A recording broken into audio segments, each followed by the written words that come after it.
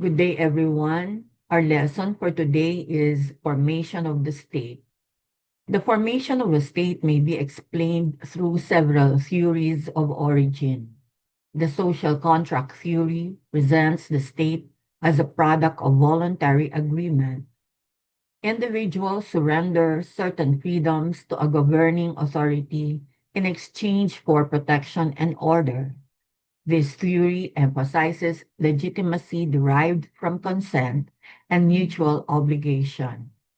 The fourth theory explains state formation as the result of domination. A leader or group acquires control over territory through coercion, compelling others to submit. Under this view, political authorities emerge from power rather than consent. The evolutionary theory traces the state's development from a simple social unit. Families expanded into clans, clans into tribes, and tribes into organized political communities. Over time, these communities became structured governments exercising territorial authority. The divine right theory attributes state authority to a higher power. Rulers govern because they are believed to have been chosen or authorized by divine will. Historically, this theory justified monarchical systems where obedience to the ruler was viewed as obedience to divine authority. Under international law, the existence of a state is determined not by symbolism or historical claims alone, but by objective legal elements. The Montevideo Convention identifies four essential requirements: a permanent population, a defined territory, a government, and sovereignty.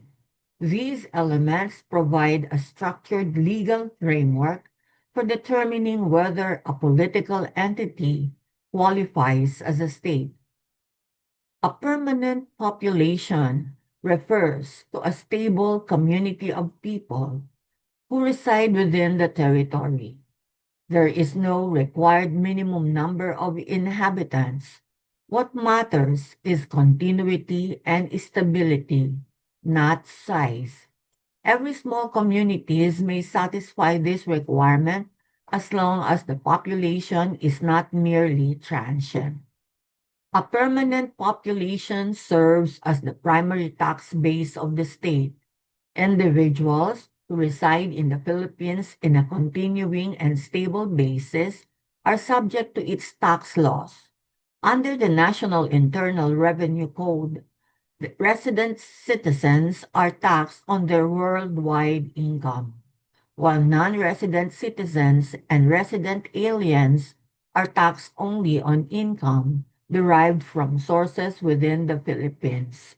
The classification of taxpayers is closely related to their degree of attachment and permanence in the country. The more stable and continuous the residence, the stronger the basis for taxation. The concept also explains why mere presence does not automatically result in full tax obligations. Transient persons, such as short-term tourists, do not form part of the permanent population in the political sense. However, if they earn income from sources within the Philippines, the state may still tax income because it is derived from activities within its territory. A defined territory means that a state must have a geographical area where it can exercise sovereignty and governmental authority. The law does not require perfectly fixed or undisputed borders. Many recognized states have boundary disagreements, yet they remain states because they effectively control a core area. What is essential is actual and effective authority over a certain territory.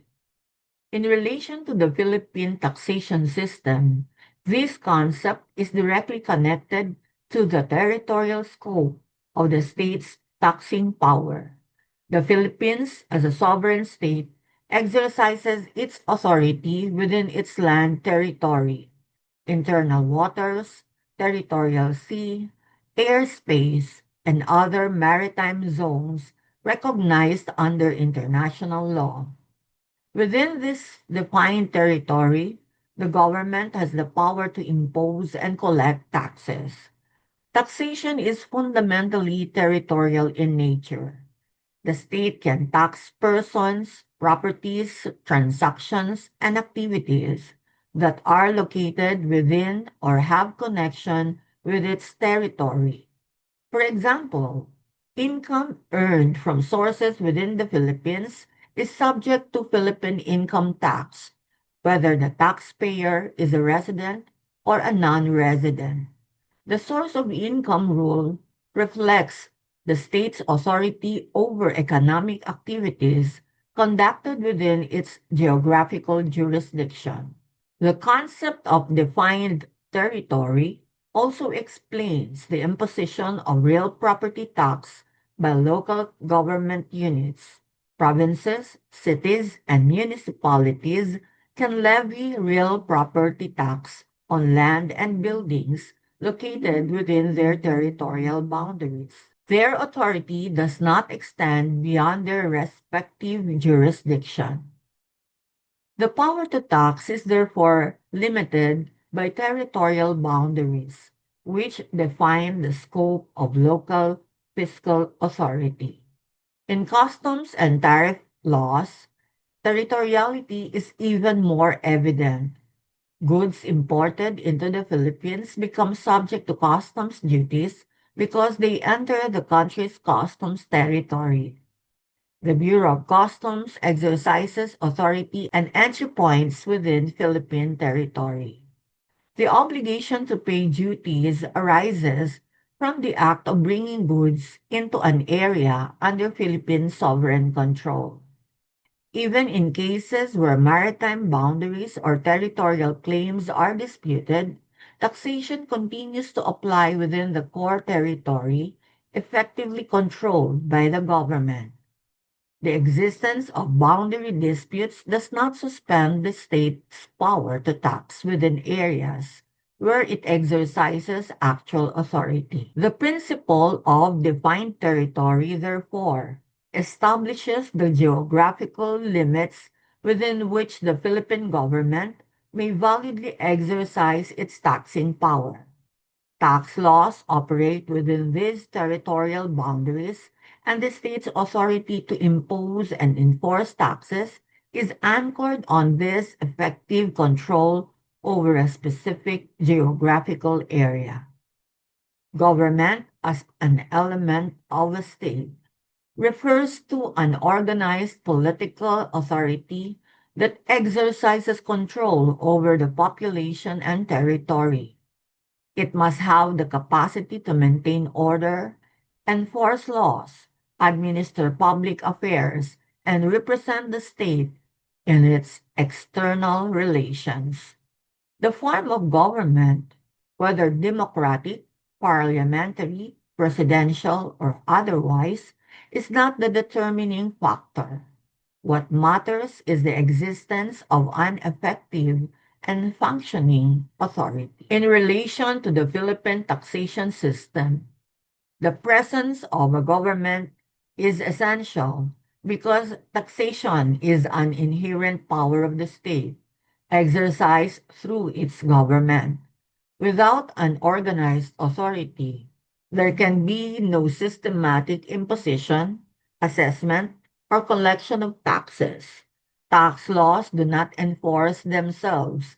They require institutions that can implement and administer them. In the Philippines, the power of taxation is exercised through the three branches of government: the legislative branch, particularly the Congress of the Philippines, enacts laws such as the National Internal Revenue Code and tariff statutes. The power to tax is a legislative in nature, meaning Taxes can only be imposed by law. This ensures that taxation is an expression of sovereign authority exercised through duly enacted legislation. The executive branch implements and enforces tax laws. Agencies such as the Bureau of Internal Revenue and the Bureau of Customs are tasked with assessment, collection, audit, and enforcement functions. They ensure compliance by taxpayers and have authority to examine records, issue assessments, and impose penalties. The ability to administer and enforce tax laws demonstrates the government's control over both persons and economic activities within its territory. The judicial branch interprets tax laws and resolves disputes. Courts, including the Court of Tax Appeals and ultimately the Supreme Court of the Philippines, determine whether tax measures comply with constitutional limitations and statutory provisions. This judicial oversight maintains order and protects taxpayers against arbitrary taxation.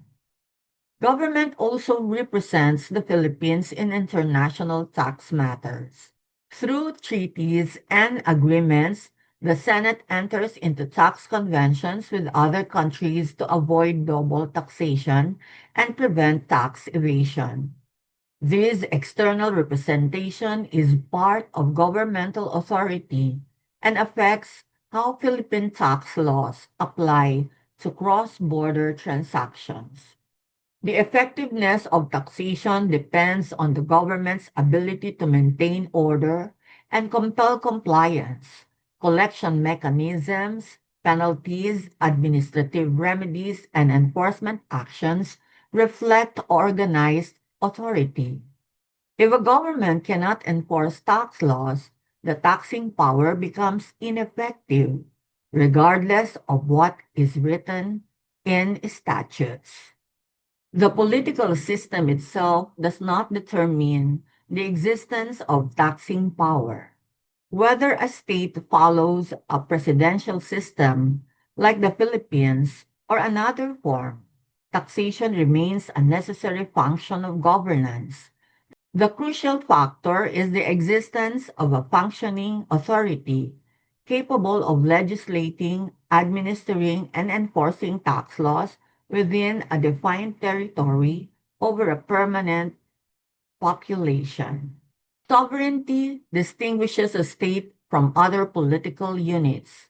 It refers to independence from external control.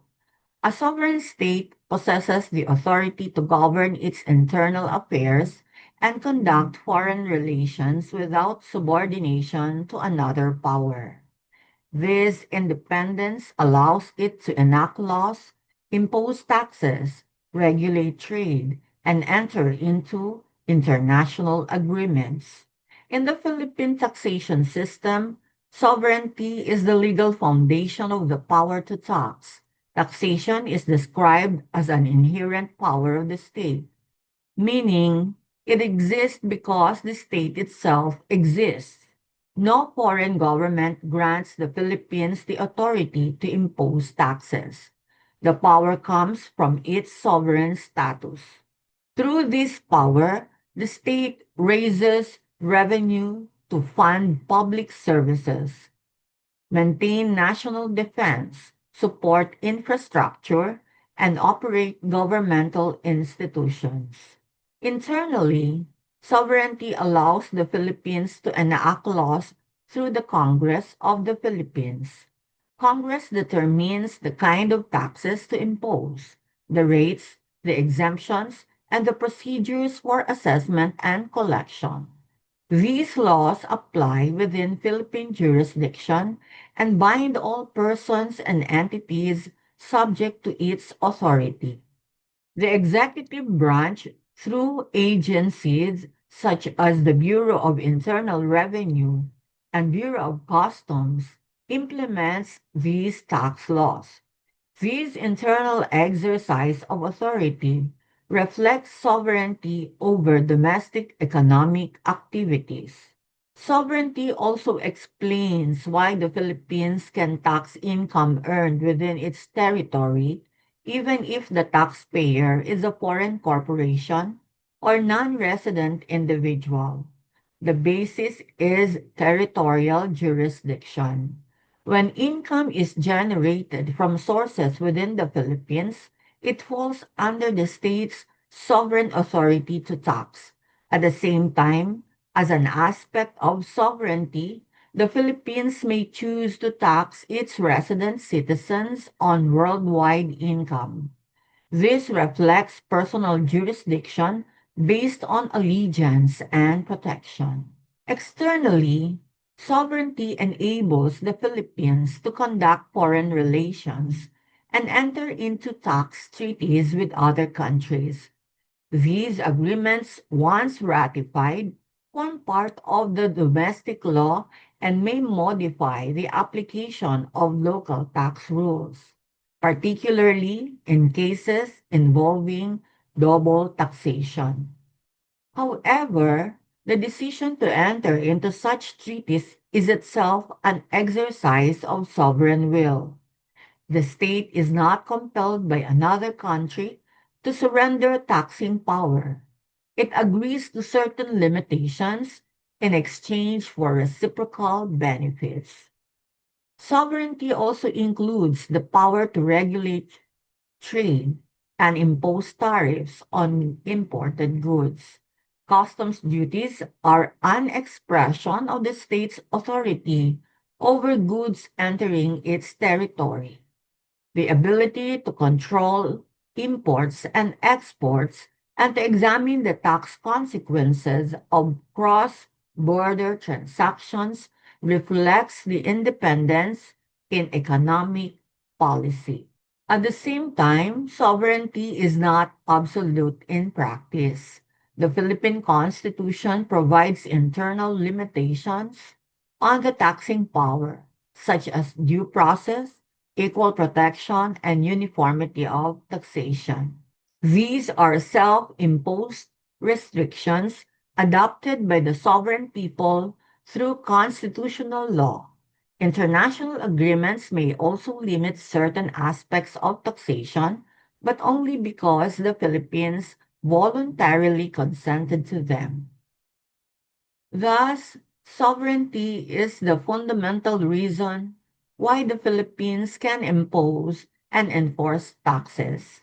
It gives the state the independent authority to govern its fiscal system, regulate economic activities, and participate in international tax arrangements without being subordinate to another power. The four elements of a state such as permanent population, defined territory, government, and sovereignty, establish its legal existence under international law. However, international recognition plays a significant role in how that state operates in practice. While the four elements establish legal existence, the international recognition significantly affects practical operation. Recognition is the acknowledgement by other states that a political entity qualifies as a state under international law. Two principal legal perspectives address its role.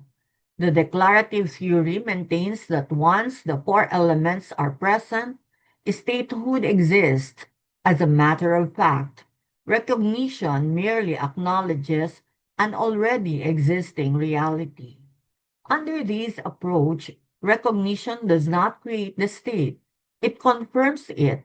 This perspective aligns with the Montevideo Convention and is widely accepted. The constitutive theory asserts that statehood is incomplete without recognition by other states. According to this view, the legal personality of a state arises through acknowledgement by the international community. Without recognition, an entity may function internally but lacks full international standing. In the case of the Philippines, independence was formally recognized on July 4, 1946, when the United States granted independence through the Treaty of Manila. From that date, the Republic of the Philippines became a sovereign and independent state in the full sense of international law.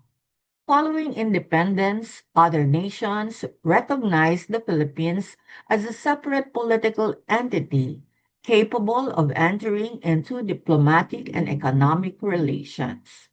Shortly thereafter, the Philippines became a member of the United Nations on October 24, 1945, as one of its original members, which further affirmed its standing in the international community after the establishment of the Commonwealth government and eventual independence. This recognition has direct implications for the Philippine taxation system. As a recognized sovereign state, the Philippines acquired full authority to design and enforce its own tax laws without subordination to another country. Before independence, taxing power was subject to the authority of the United States Congress. After 1946, the Philippine government, through the Congress of the Philippines, gained exclusive power to enact tax statutes such as the National Internal Revenue Code and tariff laws. International recognition also enabled the Philippines to enter into tax treaties with other countries. These agreements allocate taxing rights, prevent double taxation, and provide mechanisms for resolving cross-border tax disputes. Because other states recognize the Philippines as sovereign, they accept its capacity to negotiate and enforce such agreements. Without recognition, these treaties would lack legal force in international relations. Membership in international organizations further strengthened the practical operation of Philippine taxation within agreed global rules. Engagement with international tax cooperation frameworks enhances the exchange of information and efforts against tax evasion involving multinational enterprises. Recognition also supports enforcement of tax obligations involving foreign individuals and corporations. When the Philippines asserts its right to tax income sourced within its territory, that authority is respected internationally because it is exercised by a recognized sovereign state. Likewise, when it requests information or cooperation under tax treaties, other governments respond based on mutual acknowledgement of legal status.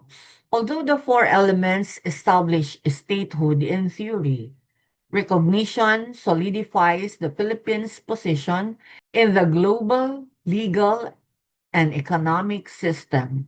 From the formal grant of independence in 1946 and subsequent acceptance into the international community, the country has exercised full sovereign authority over its fiscal affairs.